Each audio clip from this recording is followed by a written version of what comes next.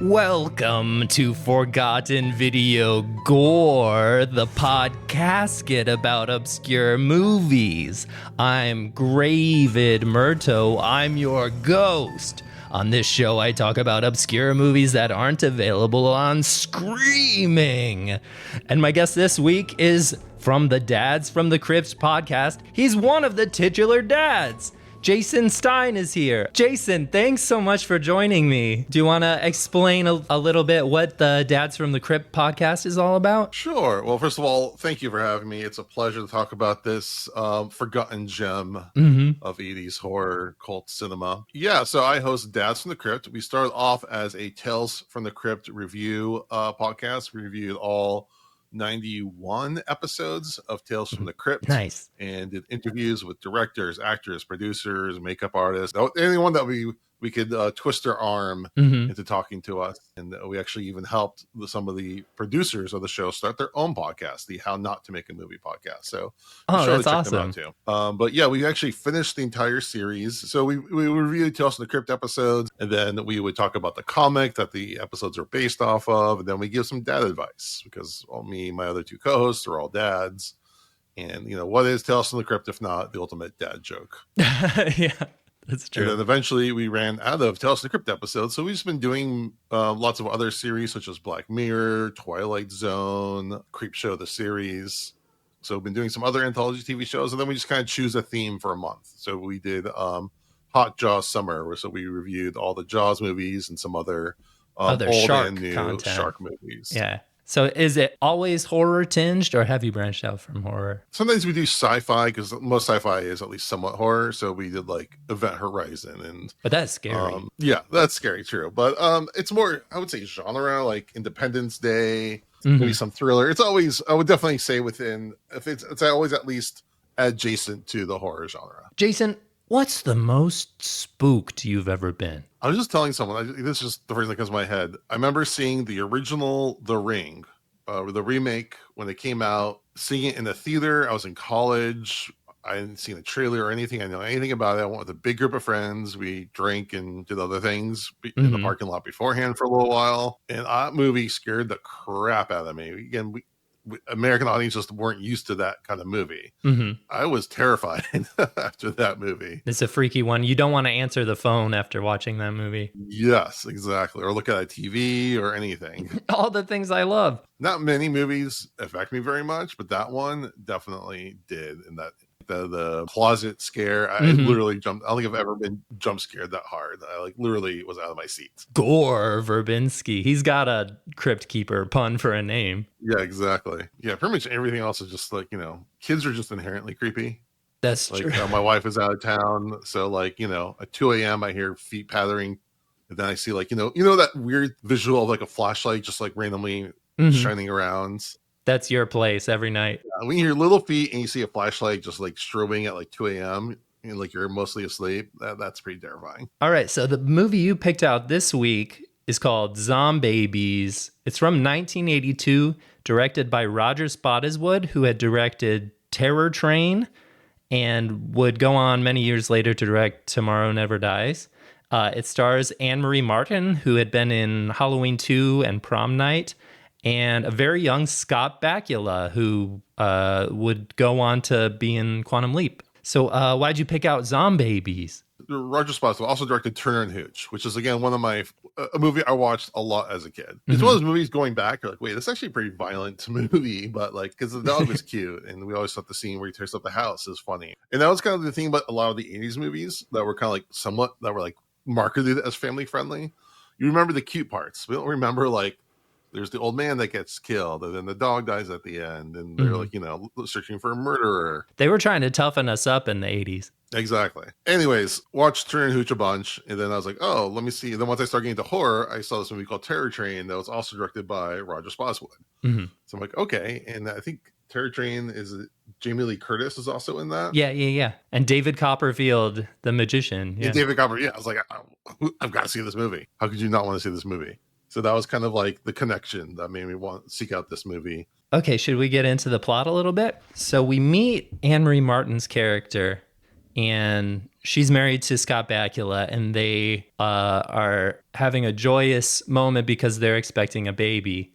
It's real beautiful, and you get to see Los Angeles in the early 80s, and it's smoggy. It's like dense, thick smog, right? This is like pollution out of control. I remember even like 15 years ago, it was a lot smoggier around LA. It's really cleared up a bunch. It's funny because I moved to LA about 15 years ago, so I was ready for it to be all smoggy and terrible, and I was pleasantly surprised actually. It started getting better as soon as I got here, so I was happy with that. But like early 80s, this is the height of just like goopy skies. Yeah, so they're expecting a baby, and it's all happy, but it's not long before the really devastating moment where Anne-Marie Martin like comes out and grabs her husband and is crying and everything, and you realize, oh, she's had a miscarriage. Yeah, it's a nightmare.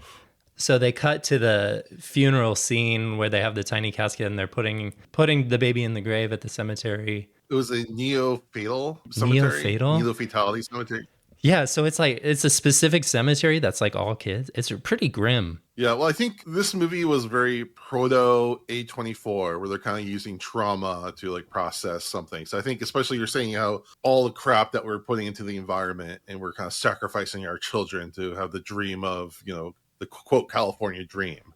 Right. And we're kind of sacrificing our young. Yeah, and you talk about all the stuff we're putting in the air. It's like they do a shot where they pan up from the grave after the funeral, and you see like it's kind of in the shadow of a big chemical plant, and there's goops and stuff that's just like streaming out of the chemical plant into the ground, into the water that's outside of there, and it's going right by this neo-fatal cemetery. This is a yucky movie. Yeah, because she goes into deep depression. So he's like an asshole about it. Yeah. And he's like, why can't you just get over it? Because she wants to go visit the grave every day.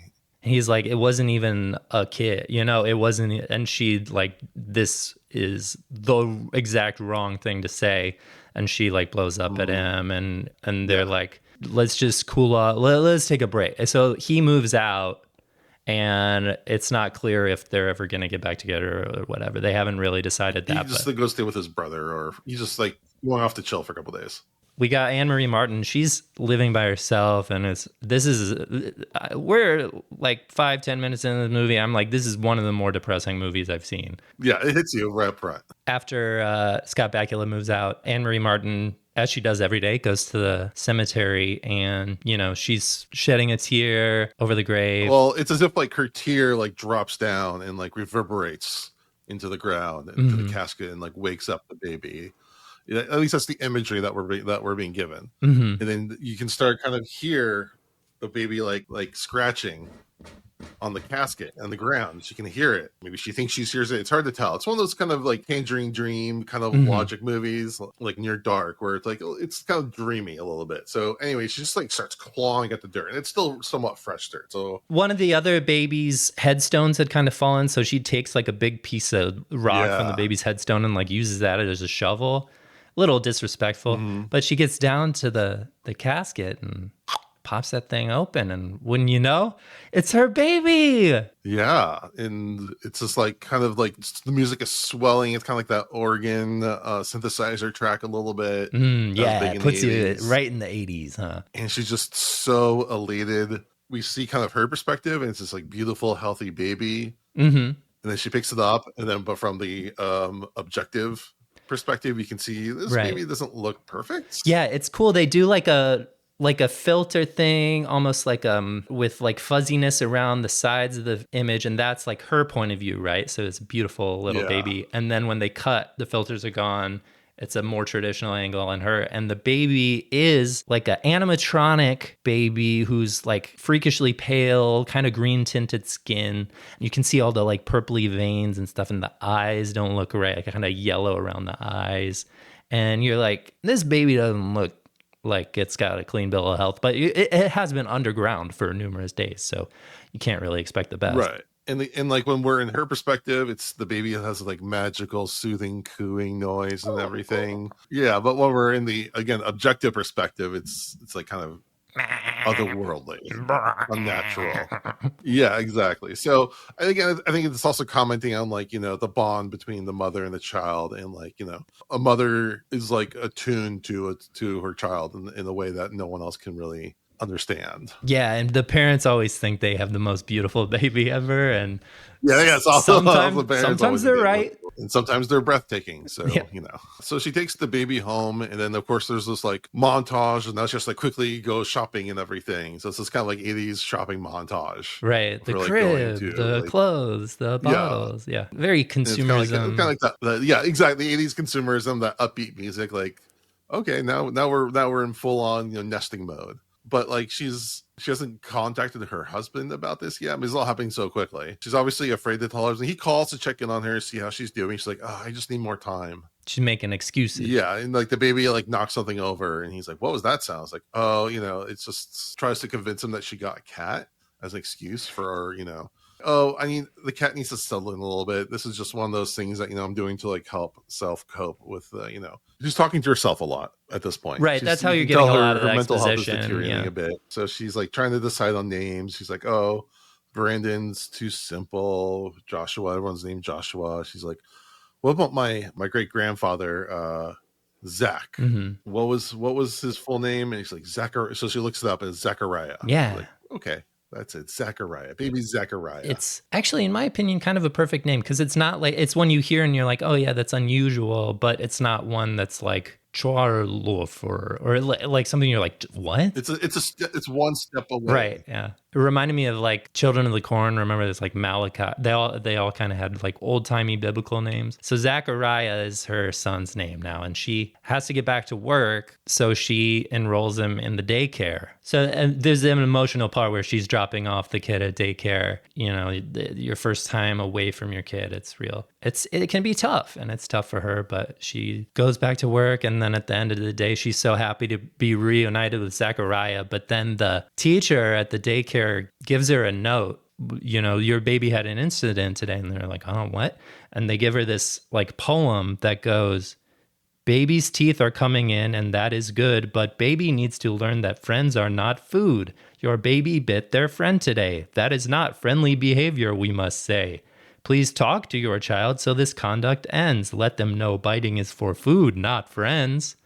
And she's like kind of confused by this, like, talk to my baby doesn't really talk yet. How are you supposed to, I guess, like, yeah, whatever. Kids bite each other. It's not a big deal. I mean, it is a big deal in a way, but yeah, it's unavoidable. Yeah, how are you going to stop a baby from, being a little nibbly? But the baby is accelerating a little bit faster, like it's crawling, and that's usually not something that happens at such a young age. And also they keep asking her for like the vaccination cards and all those things, and she keeps coming up with different excuses, like, oh, my doctor is out of town, and they said that there was a fire at the doctor's where they keep the records, so they're redoing all of them. So they're becoming really suspicious at the daycare. I think she's kind of reluctant to go to the doctor because there's the medical record of the miscarriage, right? And she doesn't have a birth certificate or anything. So she doesn't really want to get into it. She's afraid like there'd be too many questions. They might try to take the baby away, this kind of thing. So and then so Dee Wallace plays the woman who's running the daycare, and her daughter, who's kind of like the hands-on person for the daycare, is played by Ali Sheedy, who go on to Breakfast Club. Yeah. So she's really sweet and caring. Dee Wallace, you can tell she's like kind of like just doesn't really like Anne-Marie, and she's very suspicious, being really catty with her. Yeah. And Anne-Marie is just like so stressed out about everything that, she doesn't really have time for her bullshit. Anne-Marie decides it's time to introduce Zachariah to his daddy. So she tells Scott Bakula, I think I'm ready for you to move back in. And he's kind of snooty about it. He's like, okay, but, I get to decide when it's time for me to move back in. This kind of stuff. He's got an attitude about it. Yeah. So he comes, and she comes to the door holding Zachariah, and he's like, what the hell? As far as he knows, like, she had a miscarriage and that was it. And now she has a baby. He's like, who is this? Or what is this? And she's like, it's your son. And it's like, that, no, that's impossible. She's so proud of Zachariah and was expecting Scott Bakula to be excited about him too. And so this is like the exact wrong response. Scott Bakula said, he makes some comment about the way he looks the way Zachariah looks, like, oh, he's so pale. He looks awful. Like, what are you feeding him? And this kind of gets to her. She's actually having a lot of trouble feeding him. She's tried nursing. She's tried the bottle. She's tried even baby food, which you're supposed to wait until it's a little older. But so she starts to feel self-conscious about this. And then Zachariah, he goes, brains. And Anne-Marie says, it's his first word. Did you hear that? He said brains. Anne-Marie wants Scott Bakula to get to know the kid a little bit. And so she lets him hold him. And then she's gone to the bathroom like maybe 5 minutes. She comes back and the whole top of Scott Bakula's head is missing. His skull is cracked open. And Zachariah is just there chowing down on the brains. This is when Anne-Marie realizes this biting problem might be getting out of hand. Right. And this is like a money shot where, like, it's our first like big like gore. Yeah. Where this body is just kind of laying there and, to see the exposed brains. And there's this really cool detailed puppet that is just kind of like chowing down. Like, you can't really like articulate its fingers just like a baby can. So it's just kind of clawing and like scooping the brains into its mouth. It's really, really cool effect. So now she's got to get rid of this body. Well, but she also sees that the baby's enjoying it. So she's like, okay, so she has, one of those, remember in the 80s, especially in the 80s, I know people still have them, but people would have like those like huge external freezers. Yeah. Like a chest freezer. Oh, we had one when I was little, like, okay. Yeah. Exactly. I had one too. So she's like, okay, I can't get rid of a body, but also the baby's enjoying the body. So maybe if I just kind of, kill two birds with one stone. Take this hatchet and kind of, chop them up into some different sections. Mm-hmm. And then she can make bottles for the baby with the brains and then maybe some other body parts kind of like blended up together. So she can pre-make bottles that she can give to the baby. Yeah, and drop some off at daycare. She says it's like the special Peruvian beet milk. So she's dropping those off at daycare, and Dee Wallace has got a real attitude with her. Like, I really need to talk to you. We've been getting questions from some of the other parents, like their kids have been getting sick. And I have all of their vaccination records, and I don't have your vaccination records. So we really need to talk about this. She tells her that she has to meet her at the doctor's office to sign over the records. Like, they won't let her take the records out. She has to go to the office. And she tells her to meet her at like 6 p.m. That's like the record release time. Mm-hmm. But of course, the doctor's office is closed by then. So she kind of lures her into this empty office. And then she strangles her with a Bjorn. Yeah, baby Bjorn. She puts the baby down for a second. And then she takes her Bjorn off, and when Dee Wallace not looking, she, strangles her with it. And then she's like, well, I guess you're still hungry, so have at it. And lets the baby chow down, and while she cleans up, all the blood and stuff, and she like chops off the head and then takes it with her so she can make more baby formula, baby milk or baby Slurpee, whatever you want to call it, and then dumps the body, in the dumpster. Yeah, gruesome stuff. Oh yeah, it's the 80s. All those great practical effects. Tom Savini really, knew what brains look like. So he's your go-to brain guy. How did he know so much? Well, no, he was he was a war photographer in Vietnam. Oh, was he? I didn't know that. Yeah, no, that's true. That's true story. He that's how he learned a lot of what anatomy looks like. That makes some of those effects even more disturbing. Yes, exactly. So he knows what those things look like. So anyway, so the mom's gone missing. The police find a body, but without the head. They don't have any identification yet. So she brings the baby back to, daycare with fresh bottles. And that's when, Ali Sheedy, who kind of runs the daycare itself, her boyfriend shows up, who's played by Sean Penn. Yeah. And this is like same year as Fast Times at Ridgemont High. Yeah, but instead of the guy who's smoking tons of weed, it's the guy who's doing, coke or whatever else. So he's the mean version of Spicoli. Right. The dark, the abusive boyfriend. You see him like being rough with Ali Sheedy, saying rude things. And he passes by Zachariah and does kind of like, oh, what's the shorthand for a mean guy? It's stealing candy from a baby, right? And he kind of does. He like reaches down and grabs something from Zachariah, pops it in his mouth. What is that? Spits it back out. Oh, it's an eyeball. This baby was chowing down on an eyeball. When he's like in shock, the baby grabs him, pulls him down, and just like chomps on the back of his head and just starts like gnawing out there. And Ali Sheedy comes out, seeing this baby like go into town on her abusive boyfriend's brain, and she's like horrified at first, but then she's like relieved. Right. She didn't have the strength to leave him. And that's when Anne Marie shows up to pick him up, and they both kind of have this moment of realization where Ali Sheedy's like, your baby's eating people, but they kind of like come to an agreement almost non-verbally that like, okay, this is like a cannibalistic baby, but also it's like not the worst thing in the world that the baby ate this particular person. The baby seems to have a really good feel for who deserves to be eaten. Right. Because like Dee Wallace was really mean. Scott Bakula was a bad husband. Sean Penn was a mean, abusive boyfriend. Like, this baby's got good instincts. As the more the baby eats, the stronger it kind of gets, and the more developed it comes, quicker and quicker. It doesn't get bigger, really. It just gets more strong and more skilled. Meanwhile, we learn from Ali Sheedy's character that a bunch of the other kids at the daycare have gotten sick. Actually, Zachariah was like the only kid at daycare for a few days there because all the other kids had gotten sick. But then they start coming back, and they show one scene with a mom dropping off the baby with Ali Sheedy. It's like, oh, your kid's feeling well again? And you don't see the kid yet. It's in its like car seat, all covered up.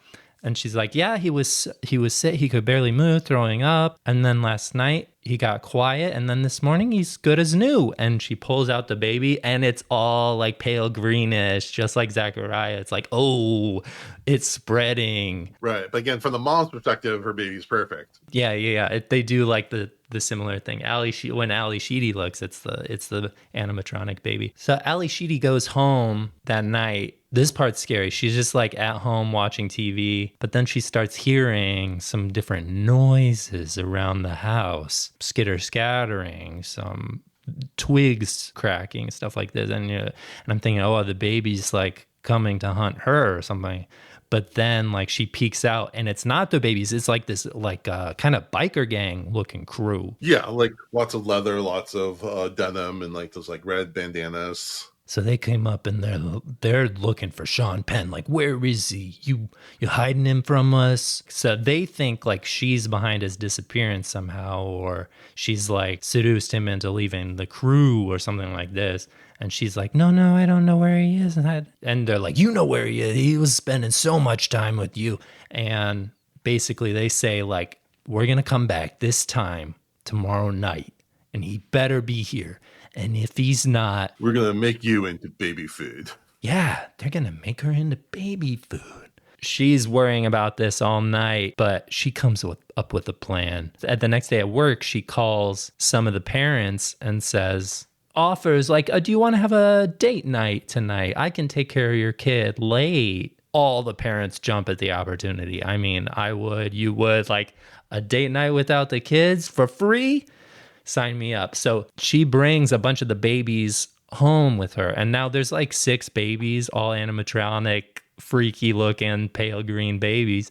And so when the nasty crew shows up, they're like, show us where Sean Penn is. She's like, right this way. Come on in, guys. She's being all friendly. She shows them into the bedroom, and it's 6 little freaky babies, and they can go, and they scramble up their legs and on their shoulders, and they just, all of them like grab a guy and start ripping. They rip his hair off. They start ripping the skin, crack into the skull. And you have all these guys like trying to fight the babies, but these babies have supernatural strength. There's brains flying. Yeah, so you got like people like jumping around, and like you can see like, you can tell when it's like a doll. They're just going like, ah. The doll's just kind of like flopping around and stuff. And then like one of them like throws the baby, but then you have like a stop motion baby that like climbs up the wall and like onto the ceiling, and then kind of like down back onto Train Spotting. Yeah. Oh, man. Oh god, that scene in Train Spotting freaks me out every time. Very scary. Train Spotting probably took some inspiration from Zombabies. Oh yeah, definitely. So yeah, we got babies crawling up the walls. It's like a bloodbath. And Ali Sheedy, she's like standing in the middle of the room, kind of screaming, but then like her screams kind of turn into laughter. Yeah. As she's just watching these like bad, toxic men just like being ripped to shreds by a bunch of babies. And The babies are just loving it, and they're just like, ugh, the sounds of the crunching and the baby's cooing, and it's all just like one big like blood bath. Is there geyser. a nicer sound? Is there a more pleasant sound than a baby's laughter? Oh, no. So the parents, one by one, start showing up to pick up their babies from Ali Sheedy's place. Some of them are like, oh, he's got something on his face. What is that? Strawberry jelly? And she says, oh no, it's the Peruvian baby formula. And they're like, what? What's that? I've been having so much trouble getting my baby to eat. And it's like, when the babies won't eat, Peruvian baby formula is the way to go. It's made from special Peruvian beetroots. And she actually used the brains from all the bikers to make like extra bottles and to take home with them. The parents are loving this. She's a queen in their book. Yeah. And the next day, the parents are like raving, like, oh, that's the best night of sleep we've had since the babies were born. They were so happy and they're so tired out. Went right to sleep. And it's so great. Where can we get more of this Peruvian beetroot baby formula? It's around this time that Ali Sheedy goes to Anne Marie Martin and says, I have this problem. I have all these like bones and stuff from these bodies. Like, I don't know how to get rid of them. And Anne Marie Martin says like, oh, I have a plot in a graveyard that I'm not using anymore. So they swing by the cemetery from the beginning of the movie and dump in the middle of the night, dump off a bunch of the bones. And that's when they see like that big factory with all the goop and stuff coming out of it. And they start putting two together like, oh, this whole thing probably happened because of the toxic chemicals that are coming out of this plant. So they put their heads together and say, we got to stop this. So we save other families from having this happen to their babies. Right. So then they decide that they need to sneak into the plant and investigate and figure out what to do to stop it. They, dress all in black and do that kind of, sneaky thing. And real cool, jumping over the fences and stuff. Jumping over the fences, yeah. They get in there and they think that is a chemical waste disposal plant. But then they overhear, the owner of the facility discussing how they are actually looking for, the fountain of youth chemically to be able to, sell to the masses, mass produce. To halt aging in the human form. So cell regeneration. Yeah. But these ladies are like, they must be on the wrong track or whatever. We have to put a stop to this. But then they're spotted and these guards start shooting at them and they're kind of running around. And, they're running by, this big vat of chemicals. These guards should have been more careful where they were shooting because they're blasting holes right through the big chemical vat. And it's like the steam comes out. The ladies kind of like, they jump out a window and are able to roll. It's real cool. They roll like down the hill and they get away. But then the next day, we see like similar shots of Los Angeles, like from the beginning of the movie with all the smog. But now the smog has like a green hue to it. And we see it's all originating at that plant. Like the green kind of is spreading throughout all of Los Angeles County. Right. It's a haze. In the beginning, they were showing lots of shots of like cars emitting smokes and all these other buildings emitting smoke. But now we see it coming from the plant. We see kind of people breathing in this green tinted smoke, and especially the babies. We like all these nurseries, of different nurseries, and we see like parks, public parks, and we see like Disneyland. The Dumbo ride. It's a Small World. This kind of ominous music starts playing. And then the movie cuts to like a couple months later. You see Griffith Park at the merry-go-round, different parents with their kids, and all the babies, all the kids are these little green-hued, pale, monstrous figures. You see the zoo, every parent carrying a baby, it's always the freaky babies. At the grocery store, in the cart, there's a little freaky baby. And then in the grocery store, we see the mom pushing the baby in the cart go to the baby food aisle, and there's like this special bottle with like a bright golden crown on it, and it says the Peruvian beet juice. Puts one in the cart, and then we cut, and it's like a brand new convertible Corvette with Ali Sheedy in the passenger seat, Anne Marie Martin driving, and little Zachariah in the car seat in the back. And they've got the shades on. They're having a great time, like bombing up the PCH, wind in their hair. And then Ali Sheedy's like, shh, it's on the radio. It's on the radio. Our jingle's on the radio, and turns up the radio. And then you hear kind of If your Zombabies on the loose, give it some of that Peruvian beet juice. Instead of putting your baby down, buy the bottle with a golden crown. Be the perfect mother by buying them another. And then you hear the little baby going, yeah, more. It's great. And then you fade out and you got the credits and you're like, oh, this, this movie that seems so depressing and upsetting in the first few minutes ended on a really triumphant note. Well, it's like one of those seemingly triumphant notes, but it's like kind of doing a lot of like They Live kind of stuff where it's like goading mothers into buying this product by promising that there'll be perfection, but also, that's a good point. You can either euthanize your zombie baby or give them this, or, buy, quote, this juice, this, quote, medicine. Right. That's not really addressing the central problem of zombabies. Yeah, exactly. And like making zombabies like a commercial term. Yeah. Yeah, it's kind of the commercialization, the capitalization of, the mother's insecurities and, the baby's health and wellness. So it's like it's a good for them ending in a way because they're benefiting from it. Mm-hmm. But also as a society, it's just kind of like it's just further showing how, we're being emotionally manipulated. Yeah, this movie had a lot to say about like the anxieties of being a parent. Some real detestable male figures, the mothers were good, and the Ali Sheedy as the female caretaker. The men kind of came off really poorly in the movie. Yeah, and Dee Wallace wasn't. Yeah, that's a good point. Yeah. There's a lot of shades of gray, which again, I feel like this movie is really being cribbed by a lot of other movies that came later. It's like very much like the grief monster is the real monster, or at least is a stand-in for the mother's guilt and strive for perfection, and obviously the mother wants what's best for her baby. Is the baby what's best for everybody in the situation? How many brains people does it have to kill for the baby to be happy and healthy? Those are the moral quandaries, all wrapped up in kind of like a B movie. If my baby only wanted to eat brains, I think I would try to procure them. But if it's only human brains and how many humans, there's a lot of like questions there. I like a movie that asks more questions than the answers per se, but still has a satisfying ending. Thanks so much for picking out that movie. I really liked it. To wrap things up, I like to do something. It's called plugs and rants. So anything you want to promote and or rant about, I'll give you the opportunity to do that. And I'm going to give you a seasonal rant of my own. And that's, not exactly scary. My most horrifying Halloween memory was the first time I heard about trunk or treating. This is about 2013 or so, and my boss at the time was mentioning that she was taking her son trunk or treating, and I didn't know what that was, so she had to explain it's like trick or treating, but it all happens in the parking lot, and you just like go from car to car, collect your candy. And she's like, it's great, you don't have to walk around, and you can get it all over with in like 10 minutes.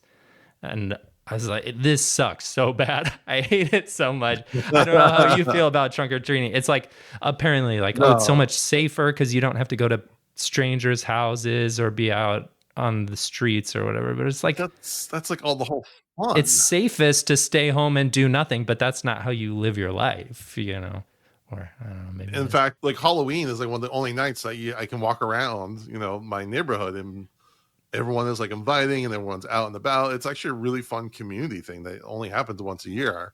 Especially, I think I have more fun now. I guess this is my rant is, I have more fun trick-or-treating with my kids than I think I remember ever having, once you get older, you're like, you go to a party, you go to a bar. It's, it's really just an excuse to dress up, be slightly dressed up and go, do the same things you normally do anyways. But I have more fun taking my kids, around the neighborhood and, going to actually meet my neighbors. I barely ever talk to my neighbors. Yeah. Going around some different neighborhoods and it's really fun. And then like your kids like join a pack of other kids. It just kind of keeps growing bigger and bigger and bigger. And then they turn into like a roving It's a little gang. like Zombabies. A little bit like Zombabies.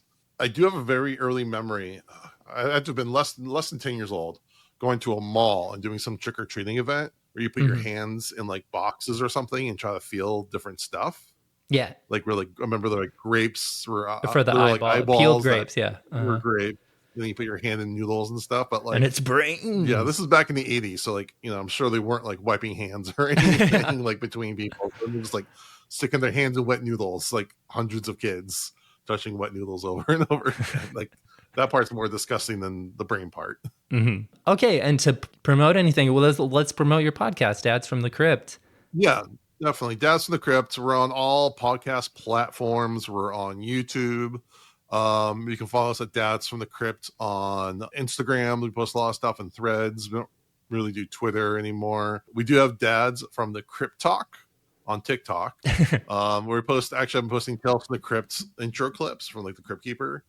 So that's a really fun nostalgic boost. So I really enjoy doing that. And yeah, we also have a Patreon where we've been putting out early releases, and we pull out polls about what we should do for our shows. We've also been putting out mini reviews, more like 15, 20, maybe 30 minutes shorter reviews, because our full show is, like, we're kind of talking and we're kind of like free forming a little bit, and we have, like, different segments. But sometimes we just, like, want to talk about a movie and then kind of move on. And that's kind of it for, like, usually a newer movie or something, or just whatever we happen to watch. We just want to talk about the movie and then put it out real quick without having to do the whole shebang. So that's really fun. So check out our Patreon. Again, everything's under Dads in the Crypts. And yeah, thank you so much for having me on. Thank you so much, Jason. It was a pleasure. I really appreciate it, for talking about this wonderful, deep movie. Thank you so much for listening to this episode of Forgotten Video Store. Just in case any zombies come to your town, there is one way to inoculate yourself against the zombie virus, and it's to tell your friends and family about this podcast. Thanks! Forgotten Video Store's 4 weeks of spooks reaches its terrifying conclusion next week, when we'll welcome returning champion Sam Rodriguez back onto the show to discuss a 1980s punk movie that takes place in hell.